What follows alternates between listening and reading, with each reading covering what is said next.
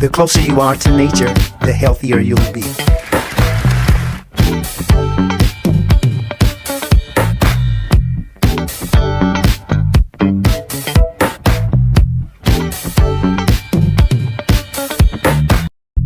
Anything beats a zero. We make everything look good, including being overweight. So, Happy Saturday, everyone. I am Carolyn, and you are in The Mind of Nature, hosted by Dr. Zarif, the nutritionist. Today is a beautiful day to learn about nutrition, when you say. Thank you all so much for being here. This is a pre recorded stream, but as always, Dr. Zarif and I will be in the comments chatting it up. If you have any questions, you can always drop them, and we will be there to assist you with it. Today, we will be discussing a healthy heart for life. What's your medical end plan? Excuse me. Why the Black community distrusts white medical doctors, and food combining facts and myths. We have a great show for everyone. So please, as you are coming in, make sure to share and have others be a part of the conversation as well. Dr. Zarif, go ahead and join me here so we can get started. All Hello. right. Right. Good Saturday, everybody. It's good to be here. We're going to go ahead and get right into it. Take some notes. Make sure that you share those notes and act on the things that we're going to be sharing with you today. Kara, it's good to see you. Is ready to go. Uh, I'm started off because we're actually talking about food facts and distrust along with myths. And the food facts that they often come in a mix of distrust and mistrust Mhm. along with the myths. And the myth is a nice way to say a person has been disingenuous or just simply lying, that so much that they can actually confuse consumers, and pretty much the same way that they do in politics today. Understanding the truth behind some of the common misconceptions can help make informed choices. So we talk about some of the common myths. And when we talk about some of the common myths, like the organic, for instance, versus the conventional, and many believe that organic foods are always healthier, while they may just have fewer pesticides, like in farmers markets, for instance. Many people think they're so natural that they don't use pesticides, but the truth is that many farms, if they were absent of pesticides and herbicides, the insects would actually devour the plants. Mhm. So it's good to be realistic about your conventional versus organic choices. There are also some nutritional differences, and they're often minimal, but nevertheless, there are some nutritional differences. And then you have people that have maybe more interest today because the marketing pushes it so much. Gluten-free products makes millions of dollars every year, and some think that the gluten-free diets are inherently healthier, but this is not true for everyone because we're so different. Again, that biochemical individuality. So the gluten-free products can be high in sugar and they can be high in fat. Another thing to keep in mind are the detox diets, and the body naturally detoxifies itself. I say that over and over. When a person says that they're detoxing, it is relative to a person that is strung out on drugs. That is when a person is working with a professional to get them through different processes to stop them from taking drugs. However, you will hear the misuse and the abuse of the word detox. And you will hear many people, yeah, man, I don't detox 30 days, or I'm going to cleanse, or your body, again, scientifically, remember, according to evidence, supports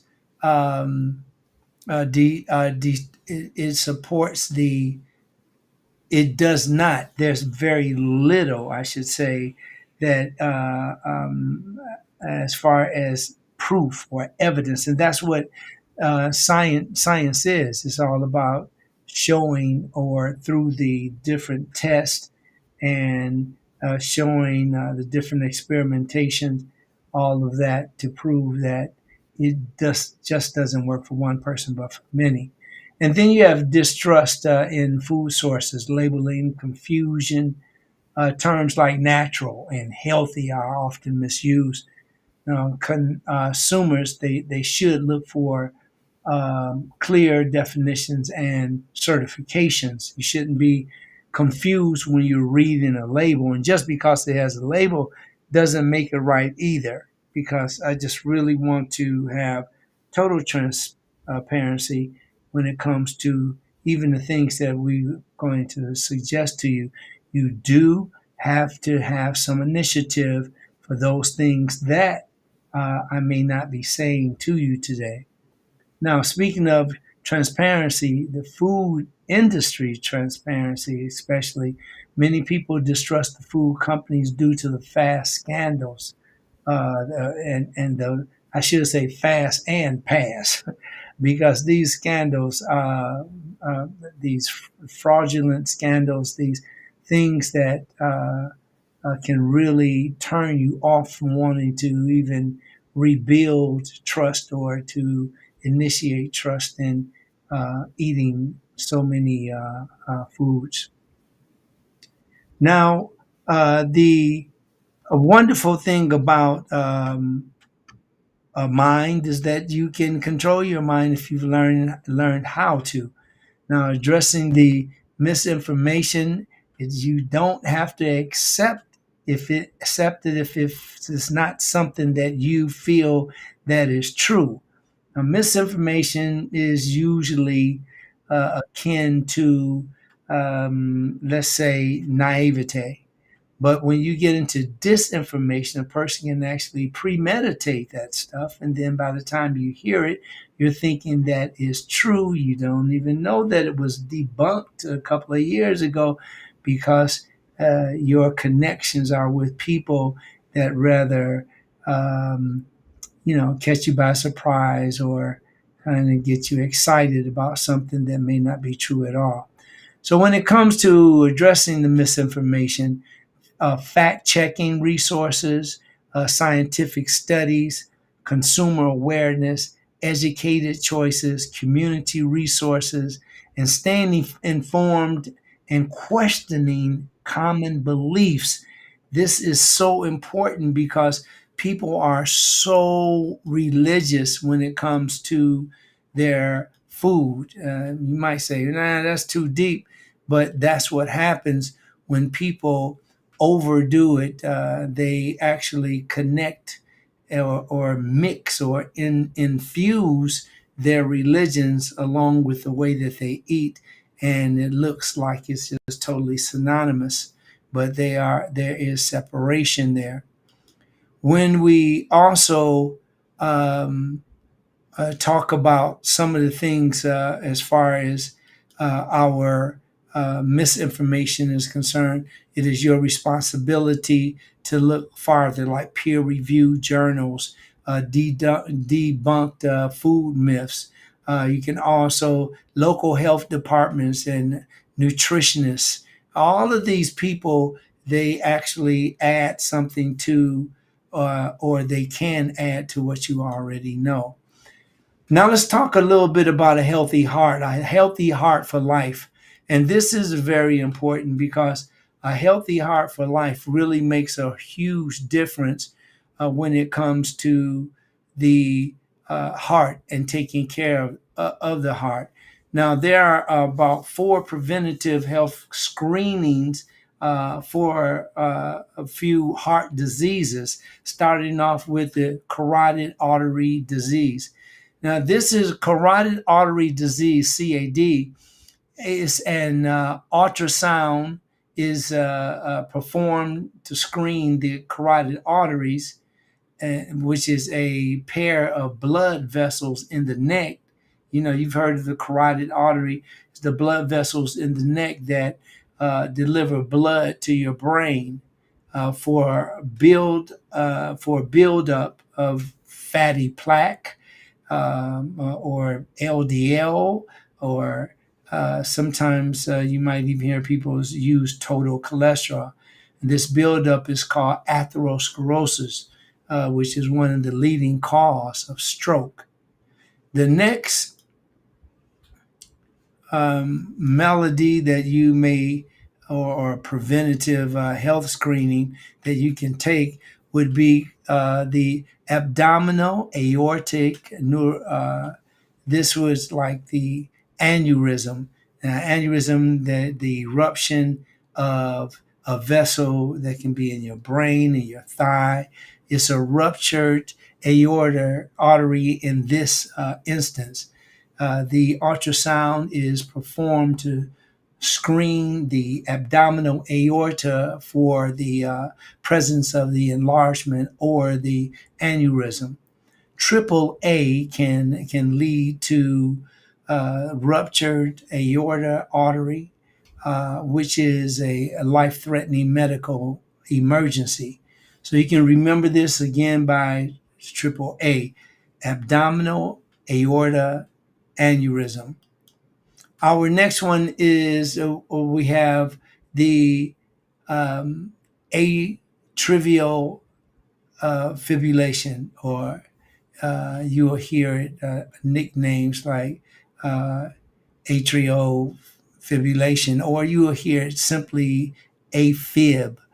A 6-lead electrocardiogram, or EKG, if you haven't had EKG or you ask for one, it's really a good thing to get to know more about what's happening with your heart.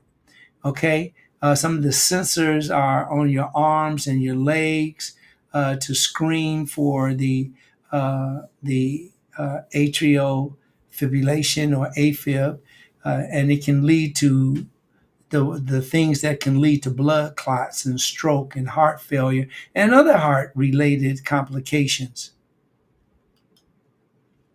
And then the fourth one I wanted to make sure you can check for screening is called the peripheral arterial disease. Now, PAD is something else, because an ankle brachial index, or the ABI test, is performed using blood pressure cuffs on the arms and the legs.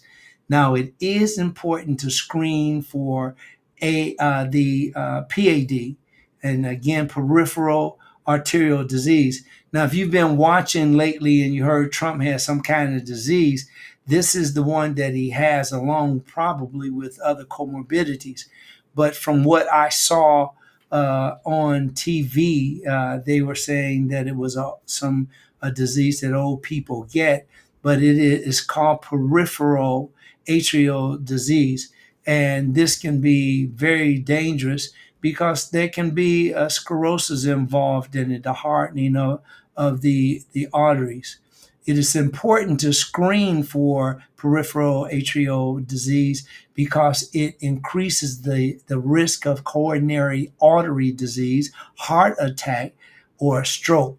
And you can also hear sudden heart death, with the myocardial infarctions. Now, why should you get screened? Because 4 out of 5 people who have a stroke, the first symptom of any disease is the stroke. So that is something to keep in mind. You don't want to get laxed and just let things just happen to you. Starting with eating healthy. when I talk about eating healthy, I'm just talking about I eat good, man. I eat good. Yeah, eating good are a plate full of tasty stuff, but none of it of which has to be nourishment with filled full of nutrients. Now, healthy eating starts with healthy food choices. You can fill your house up with all this junk and know you will be glad to eat it. But in the long run, especially if you're after 40 years old, if you're younger than 40 now, is a good time for you to get a head start. If you're older than 40, it's a good time to start getting these examinations. Okay, it's super, super important. The heart healthy meals should also be expressed to your family, those to your loved ones.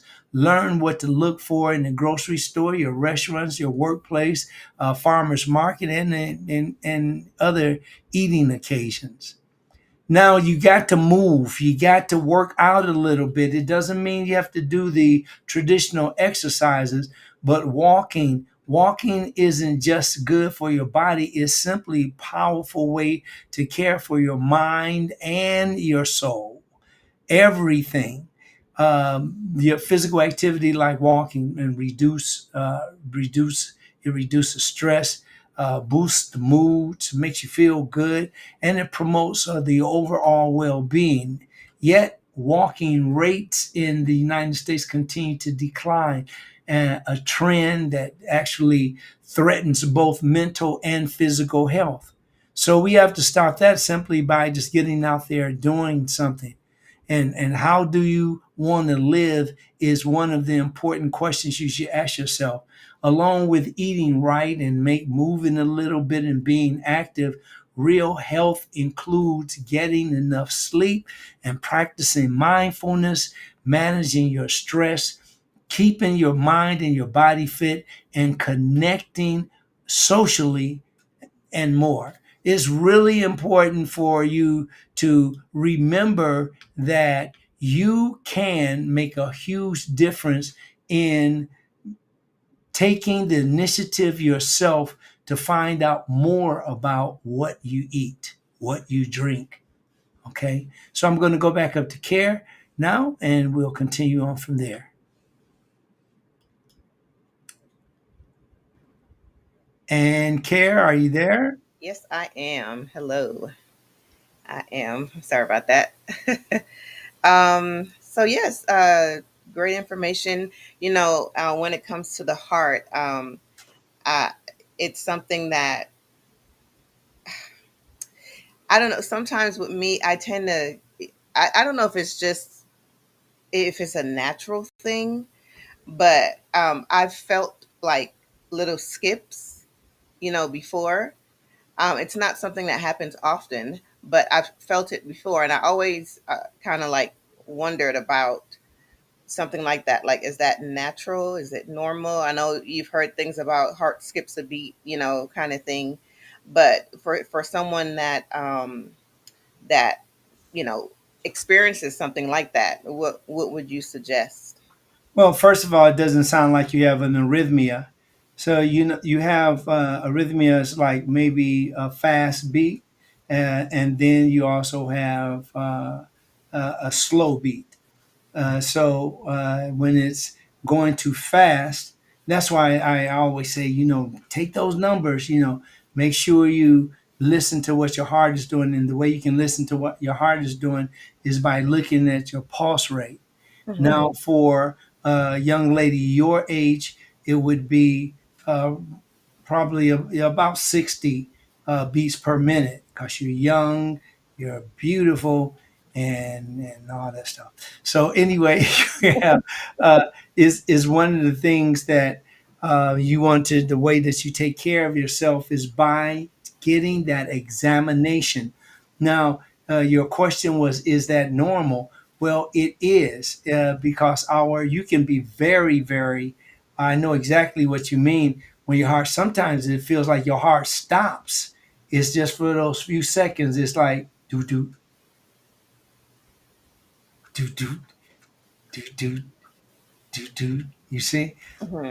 and some people, especially You'll have people that have more blood per stroke, and that will change. It's usually a bigger heart, and it's really pumping out. Now, my heart, because I've been working out most of my life, all of my life actually, I've been working out. I've always done something: run, jog, walk, something. Mm-hmm. Basketball, football, soccer, that's just me. But you do have people that will endanger their heart if they haven't worked out in a very long time, and then they go and they're just inspired to work out. Now that can be very dangerous. Getting back in shape, you want to do it little by little. You don't want to bam do it all of a sudden, Right.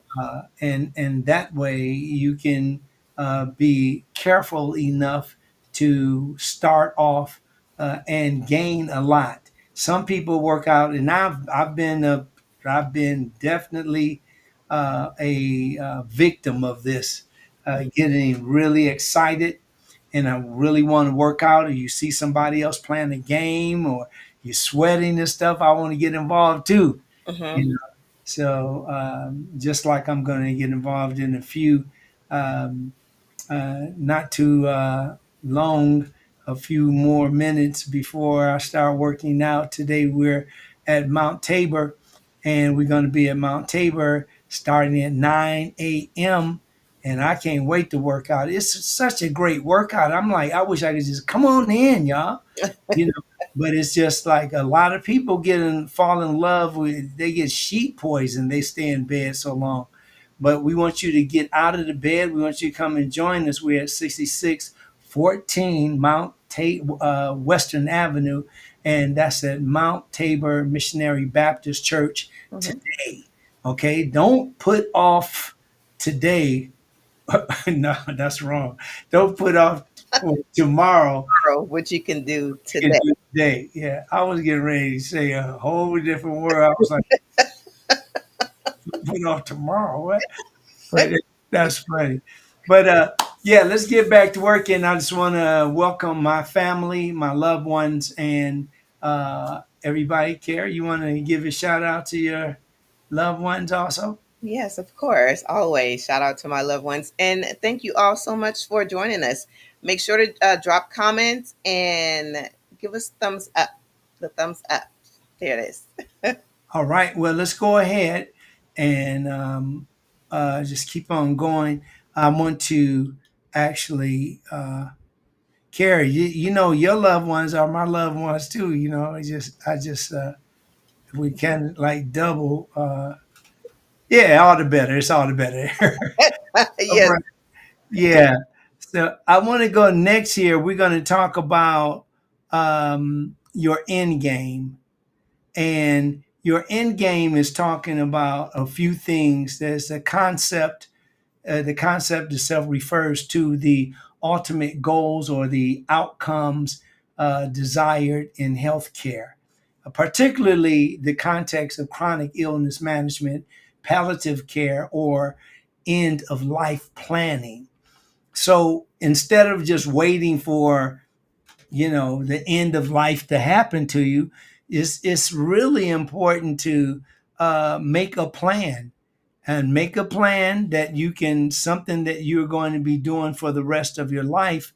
And eating, for instance, these foods, I don't know how you can resist the foods that we eat and the foods that have been created for us. Nature is incredible. Whether you say is God, is nature, it is very, very delectable and very, very, it's just very wonderful to have that kind of the foods that we eat, and the way that we actually have so much, a huge variety. Okay, so this is one of the things as far as your end game is getting rid of some of the things like your drinking excessive alcohol and smoking excessively. If you can, stop smoking altogether. Very dangerous, and it's definitely will is an anti-vitamin and mineral anti-energy. It just takes you in the opposite direction. Some of the things that would be the key goals in your medical end game would be the quality of life, and that is prioritizing comfort and well-being over aggressive treatments. Then we have patient autonomy, and that's ensuring that the patients have to say uh, uh, that patients have to say in their whatever they want to say in their treatment options and their care decisions. In other words, you have a voice, you want to speak out, you want to say exactly what you want. You want to not be I was going to ask, but I thought it was, I was going to say that, but I didn't want her to get mad at me. All of that stuff. Look, your end game is about being bold. It's about being wise. And it's also about being confident. Let's go to like symptom management. And this is focusing on alleviating your pain and other distressing symptoms. And advanced care planning is another very important key, and that's discussing and documenting preferences for future medical care.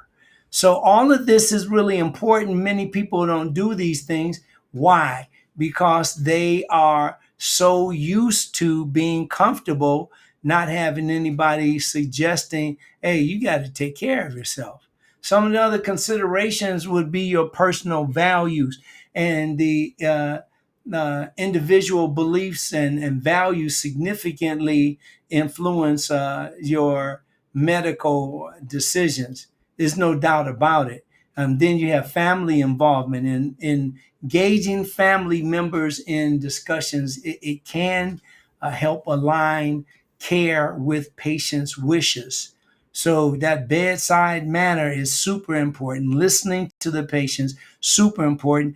And if you have a doctor that seems to negate you or act like you're not there or arrogant, remember you have a choice. That's why it's also important for you to be proactive so that you don't just have you just at the mercy of someone that you don't want around you. And then we have healthcare provider role. This is where the provider should facilitate conversations about goals and preferences. So all of this is very important. It's not just um, you allowing somebody to talk to you any way they want to, or you have a question, but they may uh, you feel like they think that you're stupid or that you're not a smart person or asking a intellectual question. Is just like one of those things that you always want to have some power where you can suggest or you can of your own will just vacate that place and take care of that problem like that. But again, I suggest to everyone to be proactive. Don't wait until you start feeling it before you do something about it. Wait until you're screaming before you say help. You don't want to wait until you can't sleep to say, God, I need some rest. So we don't wait until after the fact.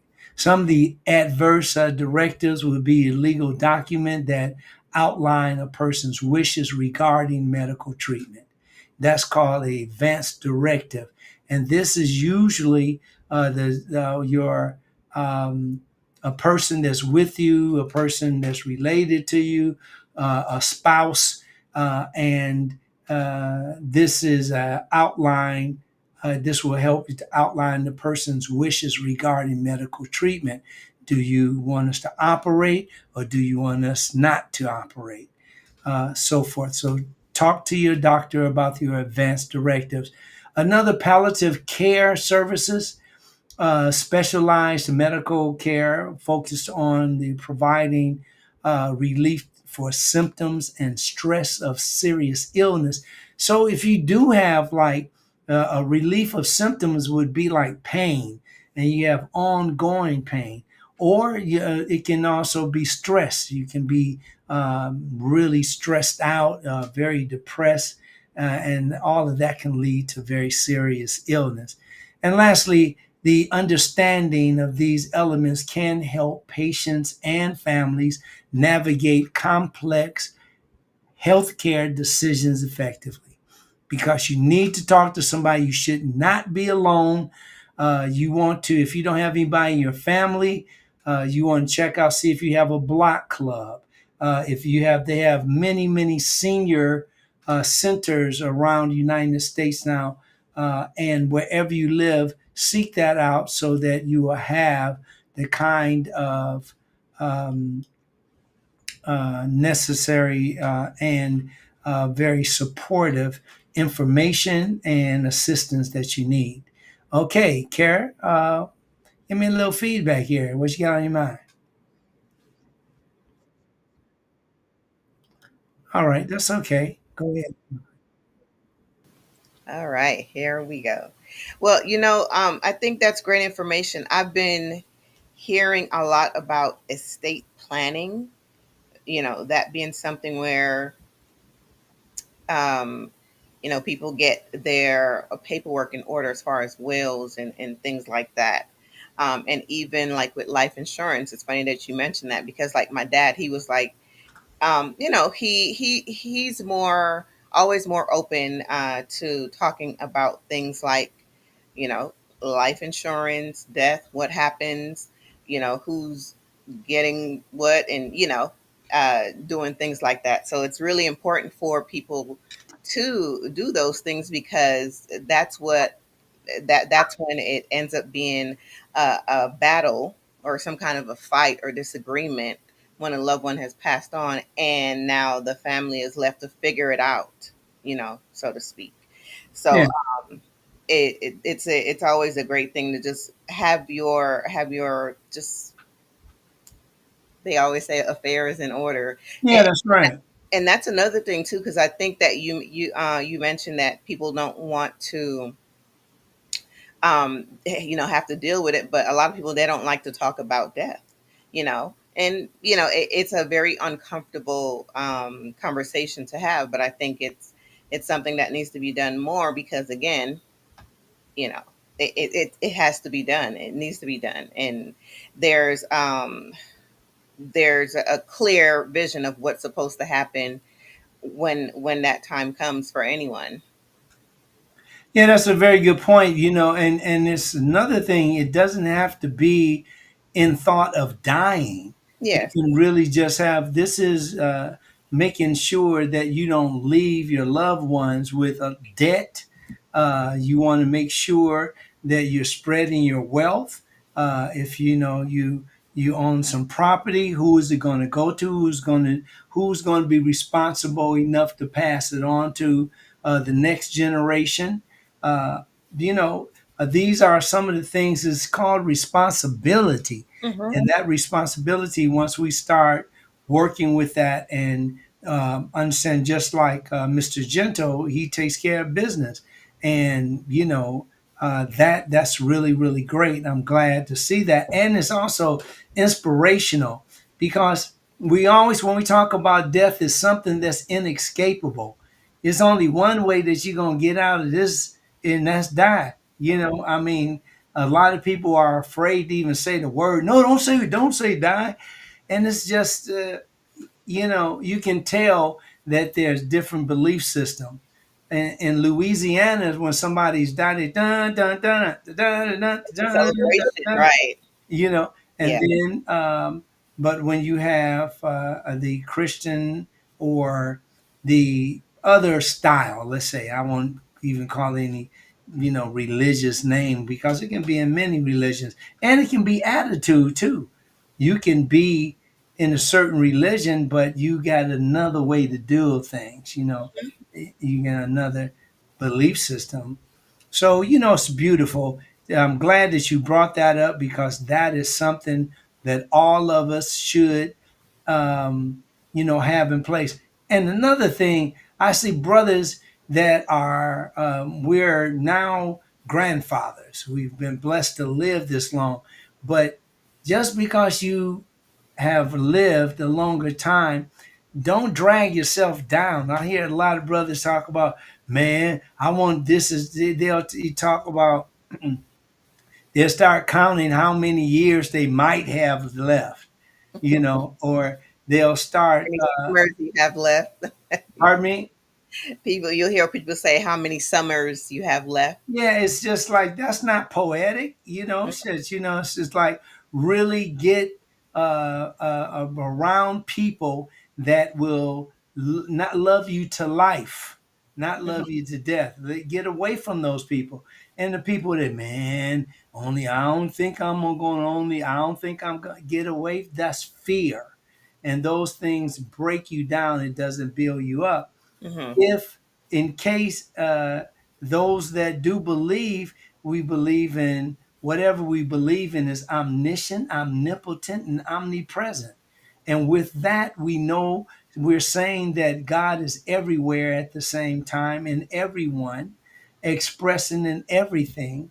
And we know that that God or our Creator knows all things and is almighty. So somewhere around there are perhaps connected with your religion because it was pretty much very there's a lot of similar things, I'll say that. Yes. But it's a very it's beautiful to live as long as we live. And guess what, um, you have very little to deal with. You did all the hardest parts were dealt by the Creator. I mean, that's like, I remember a guy told me, I was like pouting about something. I forgot. I was out a cookout, and now, excuse me, I was about 19 years old, and I remember he said, "Young man, may I have a word with you?" And then I said, "Yes, sir." And then he said, "I see you just walking around and you look very sad. Now, I don't need to know what happened to you or what's going to happen, what you think is going to happen to you. I don't know, and I don't need to know. But what I can share with you, if you don't mind, is it okay?" I said, "Yes, sir." And he said, "Look up in the sky. There's clouds. There's the sun. Look over there. You can see the moon if you see that." And he was pointing out all the birds and everything. And then he said, "Well, that, my friend, is glory. And guess what? All you have to do is rejoice in it." Mhm. Ever since that, I was like, "Phew, I'm done with that old funky, you know, attitude." Moping, walking around moping or being sad. Yeah. Yeah. Or been around people that are mopers. The ones that are some people I haven't seen in 20 years, but they're still, yeah, man, just trying to get through this. I just got to, you still haven't grown up. Anyway, let's get back to it, everybody. Just like you, these are just some of the things that are definitely happening. I want to one of the things that we really can discuss here, Care, are the black communities that distrust the white medical professionals. And, one of the things, we see are because of the vaccines and we see some of the experimentation, distrust of white medical professionals in black communities often stems from historical and ongoing issues related to racism, discrimination, and unethical medical practices. So it's not like just our, something that's in our imagination. This stuff is happening all the time. Now, just some of the stuff a lot of you have already heard, but I'm just going to just tap a little bit on the historical context. And I start off with Tuskegee. The Tuskegee study, the infamous Tuskegee syphilis study, happened in 1932 to 1972, and it involved the unethical treatment of black men who were misled about their health status and denied treatment. So they were denied treatment, and some of them, I don't know what they said about our health status, but it made us think otherwise. It was disingenuous. Now, another experimentation, the medical experimentation, historical instances of medical experimentation on Black individuals without consent contribute to a legacy of mistrust. So this is when doctors actually uh, they operated on us. They had very invasive surgery, meaning they opened us up. There's been a lot of things that happen, and they're still happening today. Disparities in care. Um, these things are something that are current now. The Black patients often experience disparities in healthcare access, quality, and the outcomes compared to the white patients, the one that pretty much look for white privilege. And then there is a thing called implicit bias, and these are the studies that show the implicit biases among healthcare providers, and that can actually lead to misdiagnoses and inadequate treatment for Black patients. And there's no excuse for that today. There's no excuse. Charles Drew, if you heard the story about Charles Drew, he invented, I believe it was a blood centrifuger or something in that area. Well, he needed blood, and what he had invented was part of uh, being able to use blood from another human in order to keep the injured human alive. But what happened is that the place that he went to didn't even allow Black people to be in the hospital. They didn't treat Black people in this hospital. These mother, and I just really, it's really one of those things that is very hard to even listen to when you're going through it, because it's something that we have to get beyond. And I can understand why there's a lot of distrust. And this are actually community experiences which are negative. They're personal. They're community experiments with healthcare system reinforced distrust. So, and that happens over and over and over. But I can say I can see some of us that want more, that want better, that we do better, and we do make better choices. Okay, let's talk a little bit about the efforts to improve the trust, because we've talked about some of the things that just make you feel downtrodden and ugh, just abused sometimes. The cultural competency training, CCT, and that just where we're getting to with that is the increasing of awareness and training for healthcare providers on cultural sensitivity can actually help bridge a lot of the gaps. But it's just trusting people, especially with that stigma that we have hanging over our head constantly about the way that white people feel about Black people.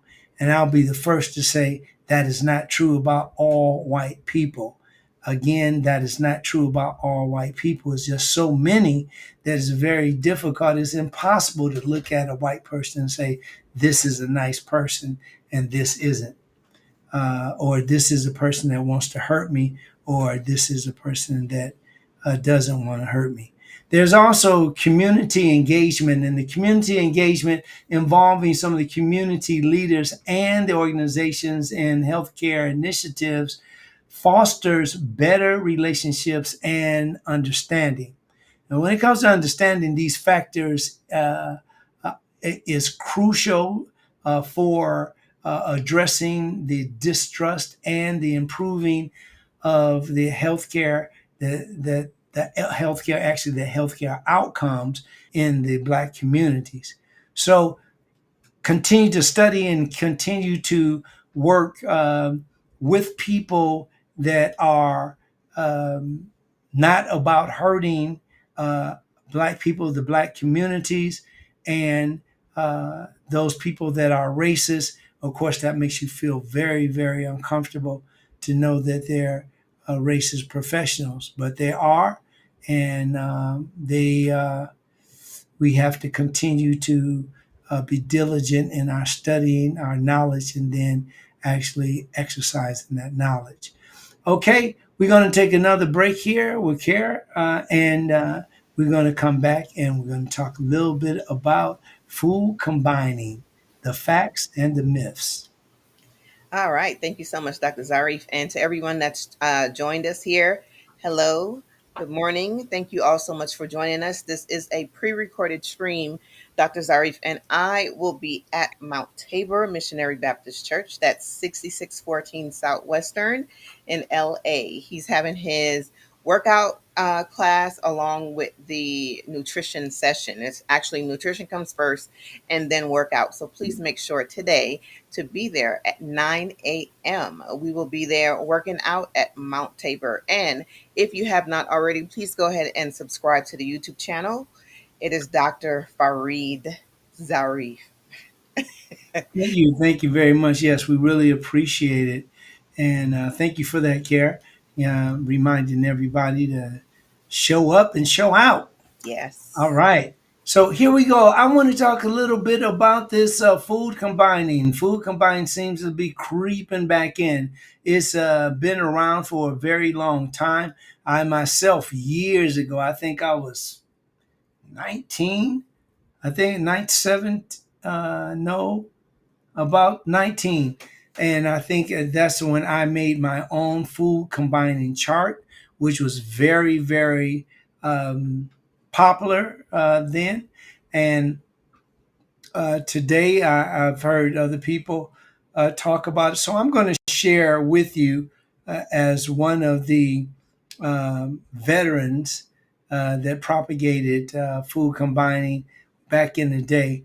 I just want to go over with you so give you a good idea of what it is. Food combining is a nutritional pseudoscientific approach that advocates specific combinations or advises against certain combinations of foods.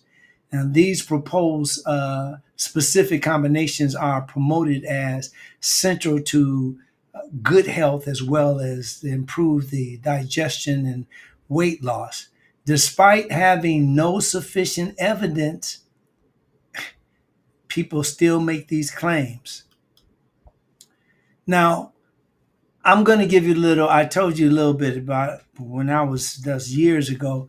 When I did this, I sold my own, and I went to Detroit, and I visited over a friend's house, and she still has the same. I mean, she still has my chart, and the chart looks brand new because it was very well done and covered and taken care of. Food combining was originally promoted by Herbert M. Shelton in his book Food Combining Made Easy, and that was in 1951, way back there. That was before I was born. For most of you listening were born.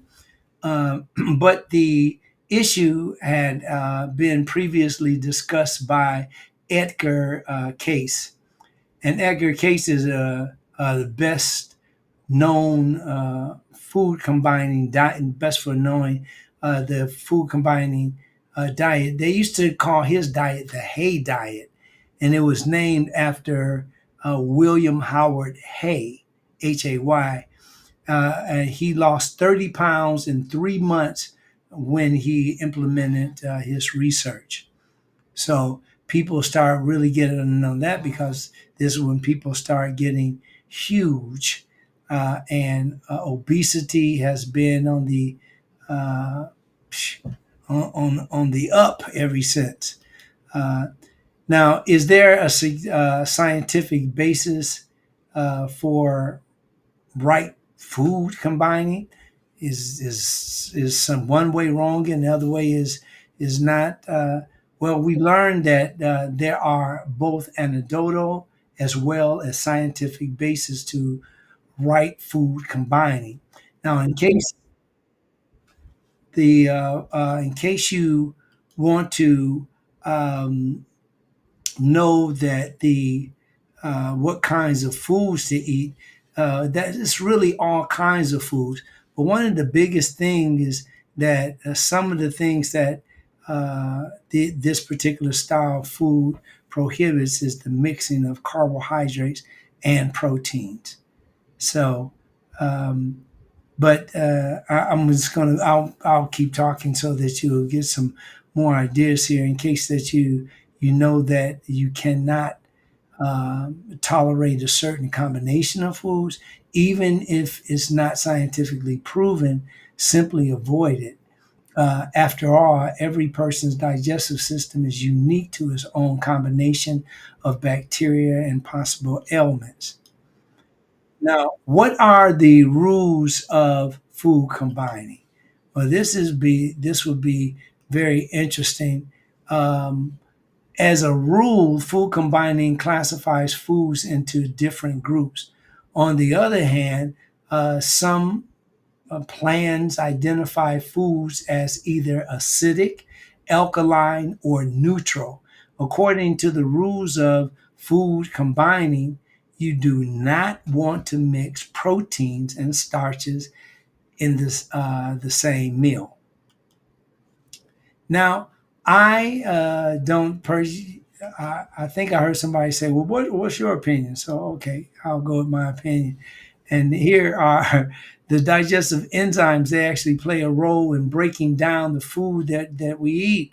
And these proteins, they actually speed up chemical reactions that turn nutrients into substances that your digestive tract can absorb. We start off with saliva. Your saliva has digestive enzymes in it. Now, some of your organs, including your pancreas, your gallbladder, and your liver, also release them. Now, cells on the surface of your intestines, they store them too. Now, there are different types of enzyme targets that actually differ the nutrients. So, in other words, the we have amylase and protease and lipase, which actually helps to break down. Like amylase breaks down the it's also called carbohydrates. It breaks down starches. Protease breaks down protein, and lipase actually handles the fats. Now, the natural sources of digestive enzymes are fruits and vegetables. Honey, especially the raw kind, has amylase and protease in it. So when we have raw honey, you will see people that'll buy that over just the regular blend, and that's why. Mangoes and bananas have amylase, which also helps the fruit to ripen. And then you have good old papaya, and that has a type of protease called papain. And protease actually is what again? It helps to break down proteins. And then avocados. Avocados have a digestive enzyme called lipase. And lipase does what? It breaks down, helps to break down the fat. And liver, with the liver or the gallbladder, when the gallbladder secretes the bile helps to emulsify or break down the enzymes, or the avocados actually are broken down more because the enzyme lipase, along with the other secretion of other fluids, can really help that to be a smooth process. Then you have the sauerkraut, or you have fermented cabbage, and that picks up digestive enzymes during the fermentation process. Now, if your body doesn't make enough digestive enzymes, it can't digest food well. That can mean stomach aches and diarrhea, gas, and other painful symptoms. And I suggest that you go and get a checkup from your gastroenterologist to make sure that you're not just guessing. You don't have to guess. Now, in closing, I would like to just share with you some of the digestive disorders that we can prevent our bodies from. It can prevent our bodies from making enough enzymes. First, lactose intolerance. Now, this is when your small intestine doesn't make enough of the enzyme lactase, which breaks down the natural sugar and milk, and that's called lactose. Now, with the shortage of lactose in dairy products that you eat, it actually travels straight to your colon instead of getting absorbed into your body. Now, there are three kinds of lactose intolerance. You have primary, secondary, and congenital, or also called developmental, um, and lactose intoleration. And your or you uh, are born or have been born with a gene that actually makes you lactose intolerant. The gene is most common in people of African, Asian, and Hispanic background. Your lactase levels actually drop suddenly as a child. Then you are no longer able to digest dairy products as easily as you did before. Now, this is the most common type of lactose intolerance. And then you have the secondary lactose intolerance. That's when your small intestine, this is where most of the digestion is done in your body, makes less lactase after an illness, injury, or surgery. Now, it can also be a symptom of both celiac disease and Crohn's disease. Yes, that is definitely a challenge there. So let's get to congenital or developmental. From the time that you're born, your body doesn't make lactase. This is rare. You have uh, you have to inherit the gene from or for this. You have to inherit the gene for this from both your mother and your father. So some of us are lucky in that instance, and some of us aren't so lucky. And lastly, when it comes down to your enzyme supplements, you may have to notice that the digestive enzyme, the pills, the powders, the liquids on the aisles of the pharmacies or health and nutrition stores also carry a lot of supplements, or you can also get them online. These supplements may ease digestive disorder symptoms. Your age, your weight, and other things determine the right dose. And the right dose is what really makes a huge difference in what we're eating, what we're digesting, and how great we feel. All right, we're going to go back to the top here. And Care, you're on. All right. Thank you so much, Dr. Zarif. I think you need to bring back out your the food combining chart that you talked about earlier. Oh, really? Your food combining. I think that would be, yes, that'd be great. I think you said it was a while ago, but people still ask for it. So, Well, the only thing about that, Care, is now, from all those years of study, I don't really agree. I agree with monotrophic eating, which means that people, when you eat fruit, you're gonna eat all fruit. If you eat proteins, you're gonna eat all proteins. If you mhm. eat all, vegetables with lutein, that all of that is that's monotrophic eating. But when it comes down to actually combining foods, just like I read, these we have plenty of digestive enzymes to break down foods, no matter how you mix them. Okay. So I think technically there are some things that, maybe we can say, don't do this, don't do that. But our body is designed to be omnivores, and being an omnivore, meaning that we pretty much have the capacity to eat anything that's edible. Hmm. Yeah. So when people become a vegan or they become vegetarian, lacto vegetarian, lacto octo, um, when you become all these different pescatarians, uh, chickentarians, not as plain, but they seem like they would. Some people love chicken so much it seems like it. Nah, I'm eating nothing but chicken.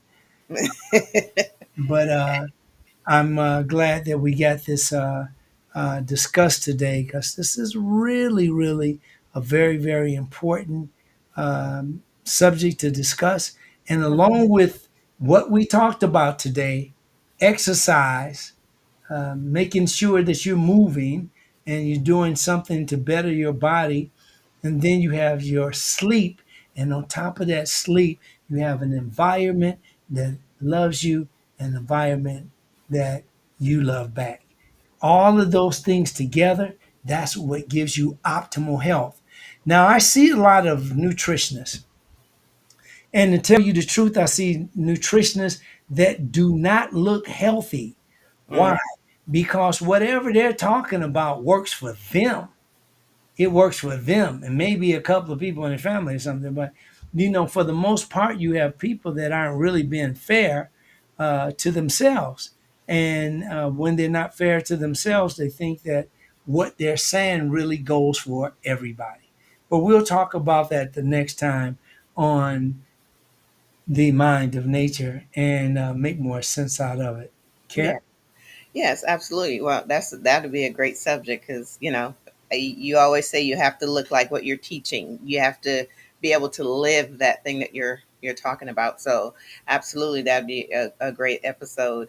For everyone watching, we, Dr. Zarif and I, are on our way and actually starting right now. Uh, we'll be starting the workout session. First, starting off with nutrition and then working out. it is a it is a wonderful class. I mean, the nutrition, the knowledge that Dr. Zarif shares with us is just great knowledge. And then he answers the questions that you have as well.